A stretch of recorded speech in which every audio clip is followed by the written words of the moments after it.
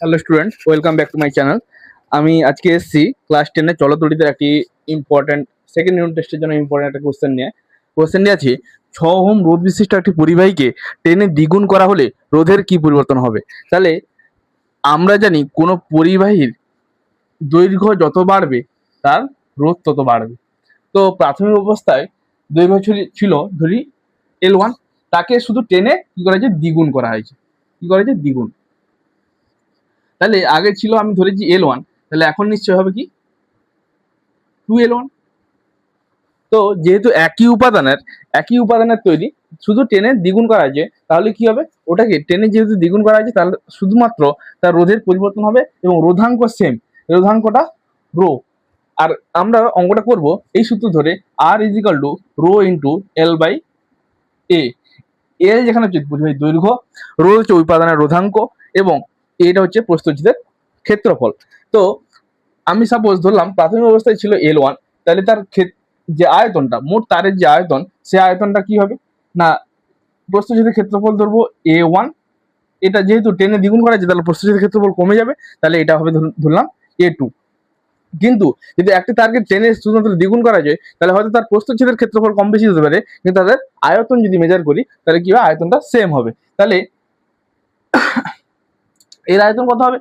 আমরা জানি ক্ষেত্রফল ইন্টু উচ্চতা যদি বের করি তাহলে তার আয়তন পাবো। তাহলে এই পরিবাহীর আয়তন কত হবে? A1 L1। এবং এই পরিবাহীর ক্ষেত্রফল কত হবে? A2 2L1। তাহলে যেহেতু দুজনের আয়তন সমান, তাহলে কি হবে না, A1 L1 is equal two A2 2L1। আমি যদি এখান থেকে L1 কেটে দিই তাহলে কি হবে, A1 ইজিক্যাল টু 2A2। এবারে আমি সূত্রটা বসিয়ে দেখি।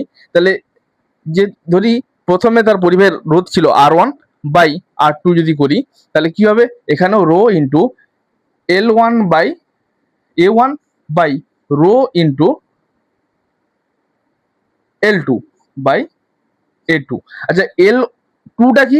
L2 হচ্ছে 2L1, যেহেতু টেনে দ্বিগুণ করা হয়েছিল। তাহলে যেহেতু রো রো কেটে যাবে, যেহেতু একই উপাদানের তৈরি, তাহলে আমি যদি একটু ক্যালকুলেশন করি তাহলে R1 এর মান দেওয়া আছে কত, 6 ওহম। তাহলে 6 বাই R2 ইজিক্যাল টু কি হবে, L1 বাই A1 ইন্টু এটা উপরে উঠে যাবে, তাহলে A2 বাই 2L1।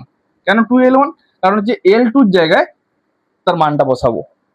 তাহলে আমি যদি L1 কেটে দিই এবং A2 জায়গায় যদি মানটা বসাই, বা A1 এর জায়গায় যদি মানটা বসাই, তাহলে A1 এর জায়গায় মানটা বসিয়ে দিলে কি হবে, A2 বাই 2A2 ইন্টু 2। তাহলে A2 কেটে যাবে, তাহলে R2 ইজিক্যাল টু কত হবে, 6, এখানে 4, কোনাকুনি গুণ হবে, 6 4 24 ওহম। তাহলে যে তারটা ছিল প্রথমে রোধ 6 ওহম, এখন 10 দ্বিগুণ করার ফলে সেটা রোধ হয়েছে 24 ওহম। ধন্যবাদ।